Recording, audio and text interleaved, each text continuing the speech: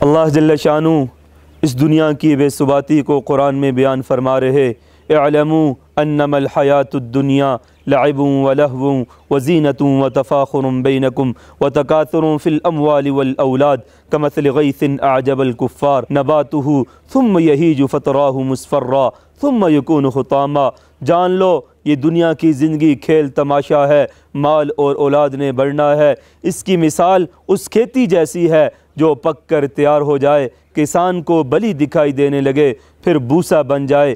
جگہ جی لگانے کی دنیا نہیں ہے، یہ عبرت کی جا ہے، تماشا نہیں ہے۔ تجھے پہلے بچپن نے برسوں کھلایا، جوانی نے پھر تجھ کو مجنوں بنایا، بڑھاپے نے آ کر پھر کیا کیا ستایا، اجل تیرا کر دے گی بالکل صفایا۔